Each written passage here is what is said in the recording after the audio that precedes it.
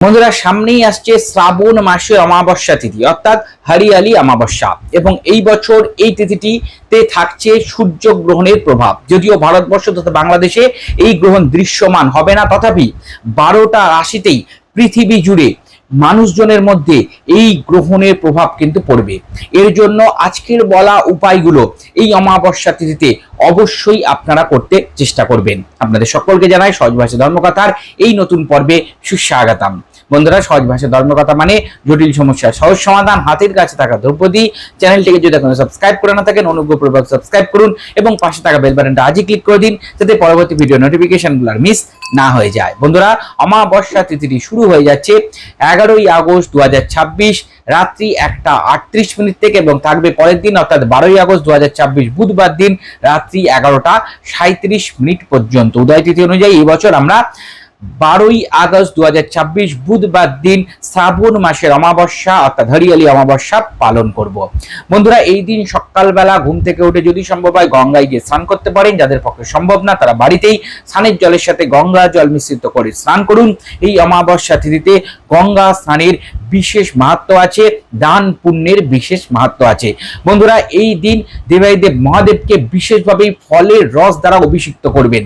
যে কোনো ফলের রস দিয়ে আপনারা অভিষিক্ত করতে পারেন, আখের রস, বেদানার রস বা সম্ভব হলে আমলকির রস দিয়ে অভিষিক্ত করুন। এই দিন শমী গাছের পাতা দেবাদিদেব মহাদেবকে অবশ্যই চড়াবেন। এছাড়া বন্ধুরা 5টা বিল্লপত্র অর্পণ করুন মহাদেবকে। বন্ধুরা, এই বিশেষ তিথিতে মহাদেবকে কালো তিল সহযোগে জল অর্পণ করুন এবং কালো তিল সহযোগে যে জল আপনারা অর্পণ করলেন সেই জল যখন শিবলিঙ্গ থেকে মাটিতে পড়ছে সেই সময় আপনারা সেই জল সংগ্রহ করবেন এবং বাড়িতে নিয়ে আসবেন। বাড়িতে নিয়ে এসে একটা আম পাতা বা অশোক গাছের পাতা নিন এবং আম পাতা বা অশোক গাছের পাতা নিয়ে সেই জলটি আপনারা আপনাদের বাড়িতে যে সমস্ত পূর্বপুরুষরা গত হয়ে গেছেন, ইহজগতে নেই, তাদের যে সমস্ত ফটোগুলো আছে সেই ফটোতে ছেটাবেন এবং দেবাদিদেব মহাদেবের নাম নিয়ে এটা ছেটাবেন এবং তারপরে ফটোগুলোকে ভালো করে পরিষ্কার করে দিয়ে একটি করে সাদা চন্দনের তিলক দেবেন এবং তাদের আত্মার শান্তি কামনা করবেন। এর মাধ্যমে পূর্বপুরুষদের বিশেষ কৃপা আশীর্বাদ লাভ হয় এবং পিতৃদোষ জনিত যে সমস্যা সেগুলো কাটতে শুরু করে। বন্ধুরা, এই বিশেষ দিনে দান পুণ্যের অত্যন্ত মাহাত্ম্য আছে, আমি আগেই বলেছি। এর জন্য সাদা যে কোনো দ্রব্য অর্থাৎ চাল, দুধ, দই, আটা এই জাতীয় দ্রব্য গরিব দুস্থ ব্যক্তিদের দান করতে পারেন। ফল, শাকসবজি এগুলো আপনারা কোনো মন্দিরে গিয়ে দান করতে পারেন বা সবুজ রঙের যে কোনো ফল বা শাকসবজি গৌ মাতাকে খাওয়াতে পারেন। আটার গুলি বানিয়ে মাছেদেরকে আপনারা খাওয়াতে পারেন। যে সমস্ত স্ট্রিট ডগ আছে, রাস্তার কুকুর আছে, তাদের বিশেষভাবে খাওয়াতে পারেন এই বিশেষ তিথিতে। এর মাধ্যমে গ্রহগত বিভিন্ন সমস্যা কাটে। বন্ধুরা, এই বিশেষ দিনে অবশ্যই যে কাজটি করবেন সেটা হচ্ছে প্রদীপ জ্বালানো। বন্ধুরা, এই বিশেষ দিন সন্ধ্যেবেলা একটি 4টে মুখ থাকবে এরকম একটা আটার প্রদীপ বানাবেন এবং সর্ষের তেল দিয়ে সেই প্রদীপ জ্বালাবেন। সাদা বাতিলই হবে।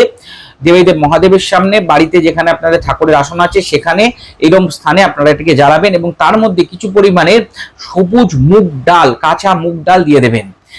সারা রাত যদি জ্বলে সেইভাবে যদি জ্বালাতে পারেন খুব ভালো, নাহলে যত বেশিক্ষণ জ্বালানো সম্ভব জ্বালাবেন। পরের দিন ওই মুগ ডালগুলো যে কাঁচা মুগগুলোর মধ্যে ছিল সেগুলো সংগ্রহ করবেন এবং সেটি কোনো গৌ মাতাকে খাইয়ে দেওয়ার চেষ্টা করুন, আটা সহযোগে খাওয়াবেন। আর ওই যে প্রদীপটি, আটার প্রদীপটি রয়ে গেল, সেটিকে আপনারা জলপ্রবাহ করবেন, জলে ভাসিয়ে দেবেন।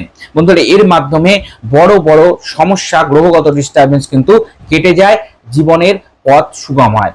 ব্যবসা সংক্রান্ত ডিস্টার্ব চললে এই বিশেষ দিনে একটি সবুজ কাপড় পাতবেন, তার মধ্যে কাঁচা মুগ কিছুটা পরিমাণে রাখবেন। রাখার পরে দুর্গা মায়ের যে কোনো মন্ত্র আপনার উচ্চারণ করবেন, না হলে জয় দুর্গা, জয় দুর্গা, জয় মা দুর্গা এরকম মন্ত্র উচ্চারণ করবেন, অর্থাৎ দুর্গা নাম স্মরণ করবেন। করার পরে সেই পুটলিটি, সেই কাপড়টি দ্বারা একটা পুটলি বানাবেন এবং যে কোনো মাতৃমন্দির অর্থাৎ কালী মন্দির, মা দুর্গার মন্দির, যে কোনো মাতৃমন্দিরে গিয়ে সেটিকে দান করে দিয়ে আসুন। এর মাধ্যমে ব্যবসায় বাধা কাটে। বন্ধুরা, এই বিশেষ তিথিতে যদি সম্ভব হয় আপনারা কোনো সামনে আশেপাশে যে সমস্ত মাতৃ মন্দির আছে, মায়ের মন্দির আছে, সেখানে গিয়ে আপনারা পুজো অর্চনা করে দিয়ে আসবেন। বিশেষ করে নীলকণ্ঠ ফুলের মালা আপনারা অর্পণ করুন। যে কোনো মাতৃ মন্দিরে গিয়ে, যে কোনো শিব মন্দিরে গিয়ে আপনারা এই সংক্রান্ত পুজো অর্চনা এই বিশেষ তিথিতে অবশ্যই করার চেষ্টা করবেন। গণেশজির উদ্দেশ্যে বিশেষ করে দুর্বা ঘাস এদিন অবশ্যই অর্পণ করুন। ওং গাং গণেশায় নমঃ এই মন্ত্র উচ্চারণ করবেন, জপ করবেন যত বেশি সম্ভব এবং 5টা 7টা 11টা বিজোড় সংখ্যা দুর্বা ঘাস নেবেন। নেবেন এবং লাল একটা সুতো দিয়ে বেঁধে সেটি গণেশজির উদ্দেশ্যে এই বিশেষ তিথিতে অবশ্যই দান করবেন। বাড়ি থেকে যাবতীয় বাস্তুদোষ কাটাবার জন্য মহা সুযোগ এই শ্রাবণ মাসের অমাবস্যা তিথি। কি করতে হবে, একটা কলকে ফুল নিয়ে নেবেন, সেই কলকে ফুলের মধ্যে একটু মধু লাগাবেন। মধু লাগাবার পরে আপনাদের শিব মন্ত্র উচ্চারণ করতে করতে যে কোনো শিব মন্ত্র উচ্চারণ করবেন, নমঃ শিবায় নমঃ শিবায় বলতে পারেন, বলে বাড়ির সর্বত্র এই ফুলটি ঘোরাবেন। ঘোরাবার পরে মহাদেবের শিবলিঙ্গে গিয়ে সেটাকে অর্পণ করে দিয়ে চলে আসুন। বাড়ির থেকে যাবতীয় নেগেটিভিটি কাটে। বাড়িতে এই দিন অবশ্যই কর্পূর এবং লবঙ্গ, সম্ভব হলে 5টা লবঙ্গ একটু কর্পূর অবশ্যই প্রজ্বলিত করবেন। এই বিশেষ দিন হরিয়াল অমাবস্যার দিন গাছপালা লাগাবার অত্যন্ত শুভ একটি তিথি। এই দিন যদি আপনারা পাবলিক প্লেসে, অর্থাৎ যেখানে অনেক লোকজন সমাগম হয়, সেখানে গাছপালা লাগাতে চান, তাহলে বড় বড় যে সমস্ত গাছ আছে, অশ্বত্থ গাছ বা আমলকি গাছ বা বট গাছ, এই জাতীয় যে গাছগুলো আছে, বা ফলের বৃক্ষ, আম গাছ, বিভিন্ন ফল, পেয়ারা গাছ, এই জাতীয় গাছ আপনারা লাগাবার চেষ্টা করবেন।